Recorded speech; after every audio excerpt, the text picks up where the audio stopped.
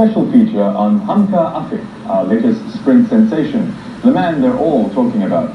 At 17, he's already the fastest man in Singapore this season.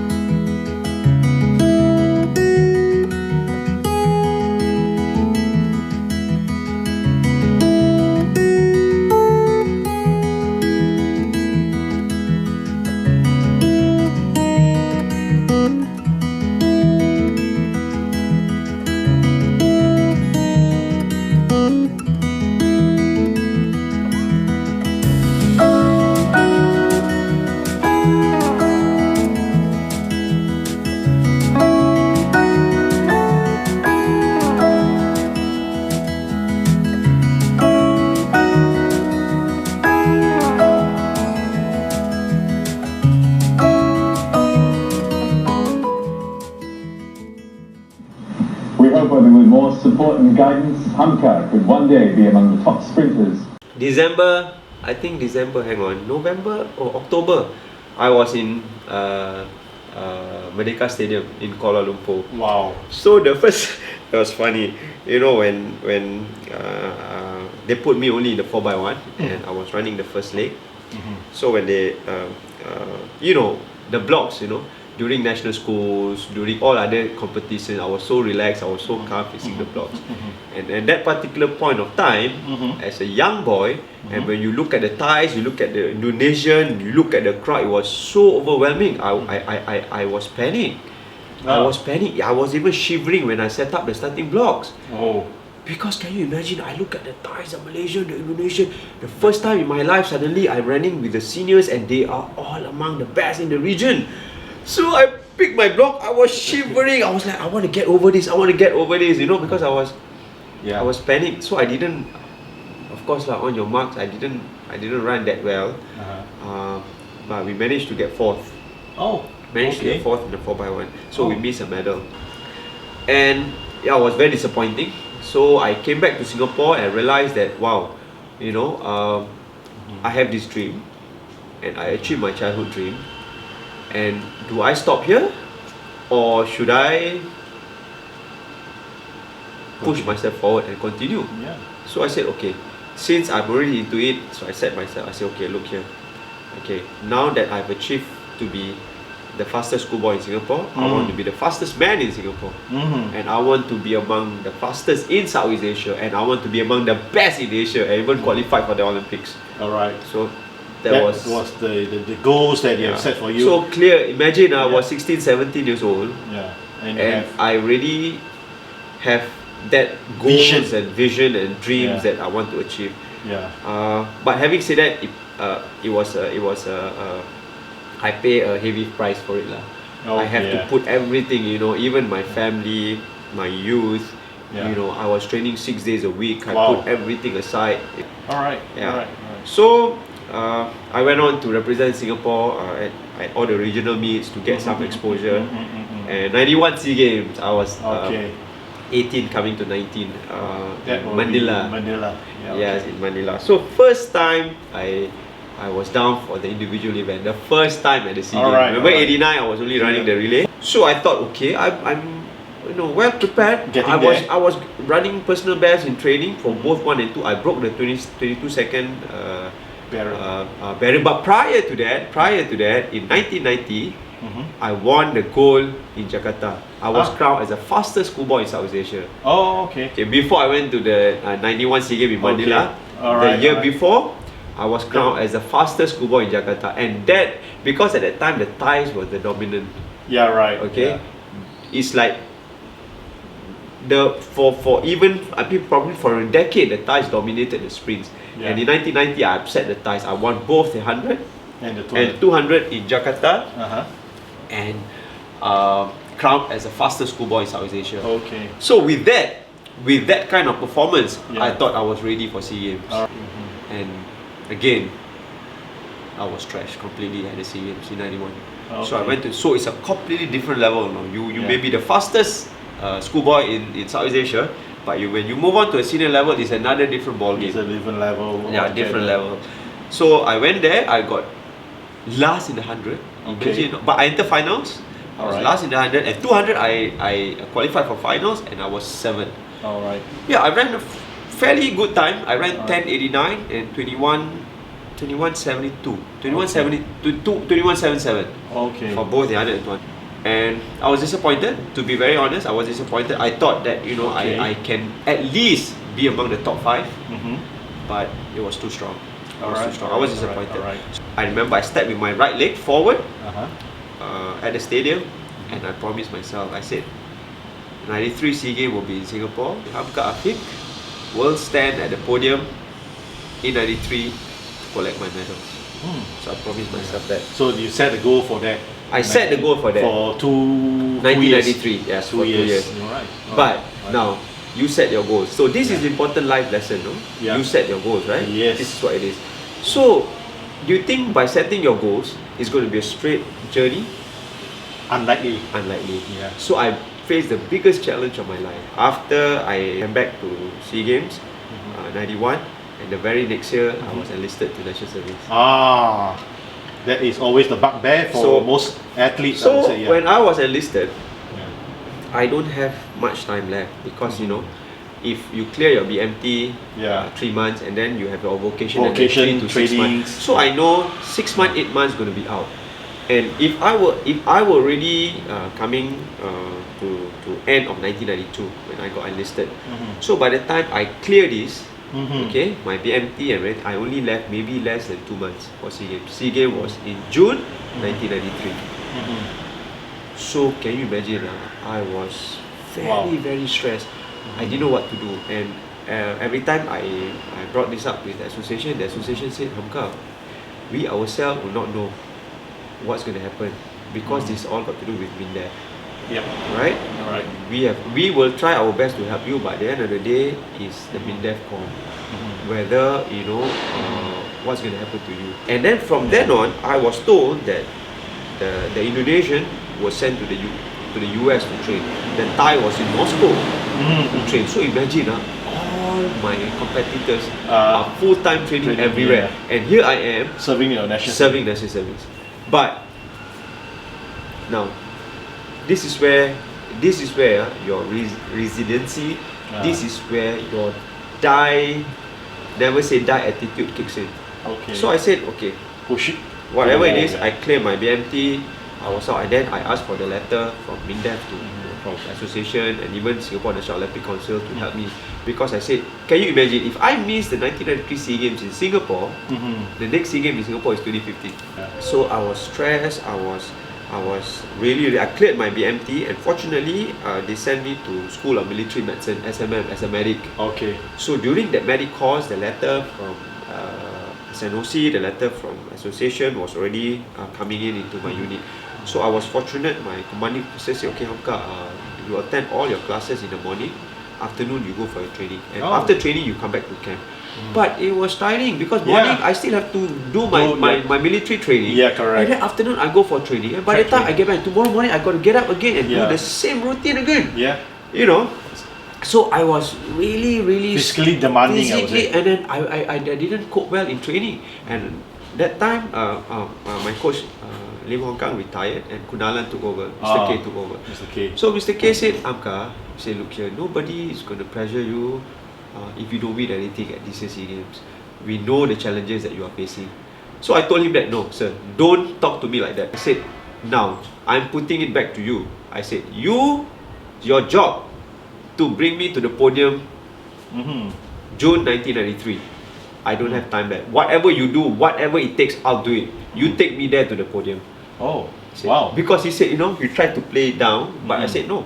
I want to get there, whatever the situation that I'm facing. All right. So my CEO was fortunate to give me the time off, and once I completed my vocation, I was posted to Soldier Performance Center. So Soldier Performance Center basically is like a medical center. All right. So when I was there, they make arrangement with my CEO. So my CEO said, Hamka, we're not going to stop you anymore. Mm-hmm. I say, sir, I have about 4 months, 5 months. I say 4 to 5 months, I've not been training 100%. 100%. I'm not in the best form, and I only have left these 4 months. Yeah. So it's like I do or I die this 4 months. Mm. And my CEO was very, very understanding. He said, Hamka, no, we will support you. We understand this is your vision, this is your dream to keep our flag flying high. So he gave me, I was in the camp for just a couple of hours. After that, I was training, and I don't even have to come back to the camp. When I finish training, I go back. So that is where I told Mr. K, I said, sir, in order for me to do well, I cannot stay here. I need to go to overseas and compete until 3 weeks before SEA Games. I come back. Okay. So they make arrangement, everything with Mindef and everything. Right. I flew off to Japan for, train in Japan. 2 to 3 months. Okay. Yeah, prior when I was so I was given unrecorded leave. All right. From Mindef. So I went to Japan and compete and train with some of the best Japanese runners, and some of the world-class runners were there at the Japanese Grand Prix. So of course I'm struggling to get my PB, but bit by bit it was coming in, and when I came back to Singapore, left probably about 2 weeks before SEA Games. And that 2 weeks we have a SAF summit. So I went to the SAF summit, and it was a hand time at that point of time. Okay. Yeah, I ran 10:4. So I said, wow. I said, I'm in good form of my life. All right. And even the 200, I was running 21.5, 21.4. So I said, okay, now I have 2 more weeks. I just made it in time. So that 2 weeks, we were staying at CV Hotel. So remember the Katong CV Hotel. So the CV Hotel was, because of home crowd, right? I mean, it is home ground. So can you imagine the media and then the leaders, everybody is expecting you to do something, right? And they don't understand what are the challenges I'm facing the last 1 year, So I kept myself calm. I was there, I when SEA Games was there, I didn't want to meet up with anybody. I was in my room, I was focusing. So I ran the 100, I ran the personal best. I missed a medal, I was 4th. I ran a PB of 10.64. My first coach, Mr. Lim Hong Kang, he did something unthinkable. So what he did, I went back to the hotel and I said, I don't want any call. Okay, I told the receptionist that I want to focus. For the 200. And the receptionist called, this is from Mr. Lim Hong Kang. I said, yes, okay, from Mr. Lim Hong Kang, I have to take this call because he's my coach. So I talked to my coach, and my coach said, Hamka, I saw your race in the semis, 200. Okay, 100 is over. It's over. So the 200, I saw your race. And coach, yes, I ran a personal best. I think I ran a 21.72. But I was a 5th qualifier. This is SEA Games. And you know what my coach said? Hamka, you ran fantastic race. You did the personal best, you ran a fantastic race. You will win a silver medal tomorrow for Singapore. And then before I could say anything, he put down the phone. And I was thinking, how this old man come up with This such a competition. statement? And I said I couldn't believe. I ran flat out in the heats. Okay. And ran a personal best and 5th to 6th qualifier to enter final. How can my coach say tomorrow's silver medal is going to be mine? So I went back to sleep, and on the day of the finals, I was warming up. I felt good. I was warming up, and I was in lane 7. And this is what they did, So I remember, I think that time Ong Yok P was the general manager for Singapore Athletics. So my event was supposed to be James won a gold in the discus. James Wong. So victory ceremony was supposed to be after my 200 meter race. After. So the official did it before my 200 meter race. So which I didn't know. So I was there preparing my blog. I was focusing. I was in lane 7. I said, I'm going to give everything. Whatever the result is, I'll be proud of myself. I'm going to give everything. And all of a sudden, I saw some music going on. I said, what the heck is happening?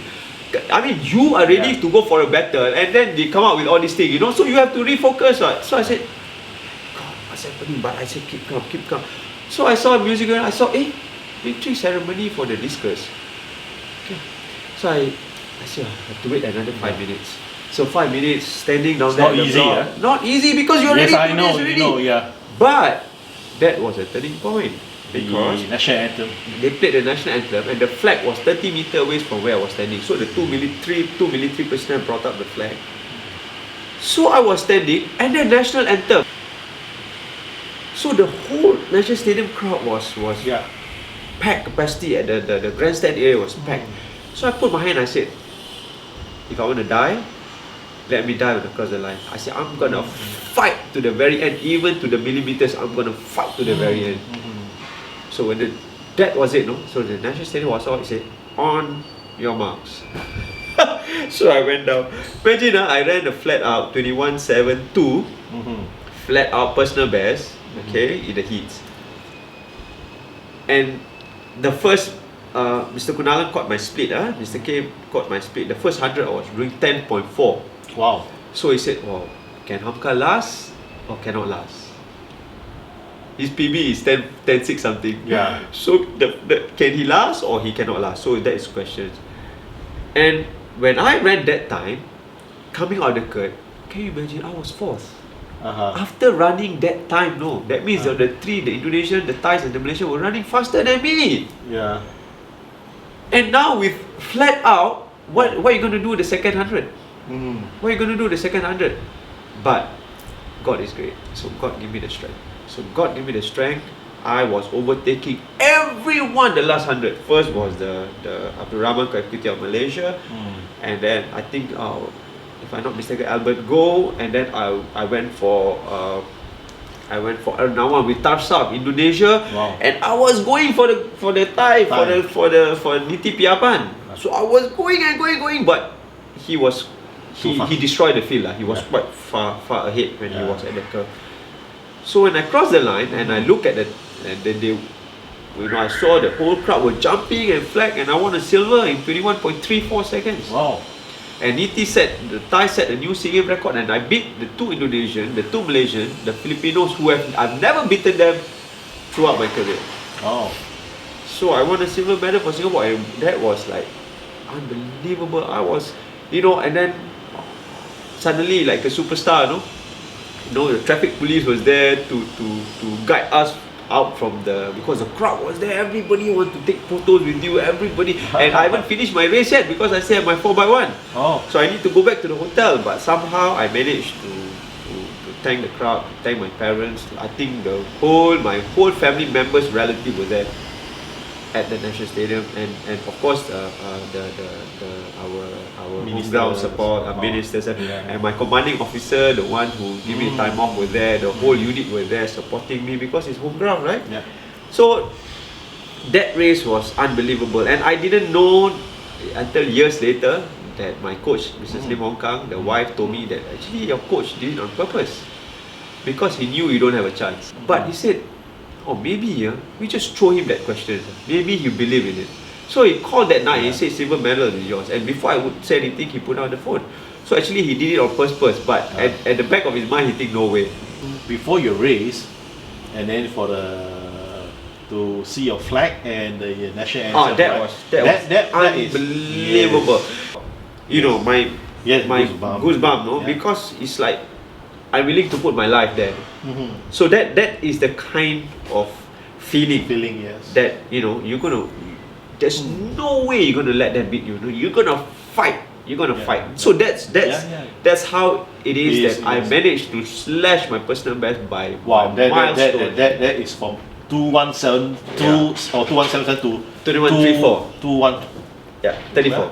34. That's a lot for I don't know how. sprint. It happens, in the finals, and that's it. I went back, I was in my room and I was in tears and I thank my coaches, I thank everybody, my supporters, but I tried to keep myself not to get too overwhelmed or not to celebrate too much because I still have my relay. I still have my responsibility, and we went to the relay. We missed the national record by hundreds of a second, and we won a bronze. So that was 93 SEA Games in Singapore. So from someone who doesn't have the talent, from someone who doesn't even clear the first round of any competition, at the younger levels, Mm-hmm. and then all of a sudden, fastest schoolboy in Singapore, Yep. fastest man in Singapore, fastest schoolboy in Southeast Asia, Mm-hmm. and now among the top two in Southeast Asia. Yeah. And the year after in '94, I was number 1 in the 200 in Southeast Asia. Oh, you won The year before at Singapore Open, I beat the SEA Games gold medal, Uh-huh. who won the gold medal. I Uh-huh. beat him the year after. Ah. So the year after, I ran 21.20. Oh, okay. Yeah, and I was at that '94. Mhm. I was the fastest 200-meter runner in Southeast Asia. Oh, okay. So That's from a something, childhood dream of just being the fastest schoolboy at my age, and to being the best in Southeast Asia, Yeah. and even later on the best in Asia, because I went to Asian Games and I qualified for the finals at the Asian Yeah. Games, means I'm among the That top is 8 in the, Asia. Hiroshima. 94 in Hiroshima. Yeah, yeah. So in '94, our relay team was in the finals of the 4x1. Mhm, So imagine with China, Japan, Korea. Wow. So that was to be in the finals, and you are the top 8 in Asia, no? Mhm. So for me, yes, it's an achievement. If Mhm. for me, I believe that okay, Mhm. I may not win the Asian Game goals. Mhm. I may not be an Olympian, which is the reason why I did not qualify for the Olympics is because in 1995 Yeah. I was at the best form of my life. I was running At the its SEA peak. Games record. Yeah. In training, I was running the SEA Games record. Yeah. So that year, 95 SEA Games in Chiang Mai was my year. Okay. Nobody can take that away from me. Yeah. But the unthinkable happened. Yeah. I pulled my hamstring during Oh. the heats. Oh, wow. So I was out, and because of that, Mhm. I couldn't go to the 96 Atlanta 96 Atlanta. Olympic, which Yu Tong went. Yu Tong went. Yes. Yes. So I because Yu Tong also won a silver in Yeah, he 2015. broke the national Yes, record as well. 2.22. Yes, and then I was injured. I didn't have a chance. So I to be honest with you, I actually went into like a depression Ah, after okay. that 95 SEA Games, because it's so close, Mhm. yet so far. Mhm. Now, the thing is in front of you, the goal is in front of you. Yeah. It's so close. You know that in training, I was running sub 21 second in training. I was running 20.7, 20.8, 20.7, Wow. 20. Consistently in training. And Okay. the SEA Games record was 20.9. That's set by Niti Piyapan of Thailand. Uh-huh. And 95 SEA Games, the winning time was 20.98 Uh-huh. by Renchai. Wow. We could have. So Yeah. I was so devastated. I- I couldn't yeah, yeah. recover. So that's what I said. You know, in sports, you sometimes setbacks and disappointment more than success in sports. Yeah. In sports. So that is where you set yourself. That is where you learn to have a growth mindset. Mhm, So growth mindset means you face more disappointment Yep. than success, Yeah. right? Yeah. But this is what you want. You went for it. Yeah. Okay, so I believe that I couldn't recover. Mhm. I didn't do well at the 97 SEA Games in Jakarta. 99 SEA Games, I missed the SEA Games in Brunei. Yes, so that's my life. Okay, but not over yet. Oh. I decided to leave Singapore, Mhm. pack my bag, and I decided to go to Auckland, New Zealand, New to Zealand, train yeah. with my coach, Gary Hill.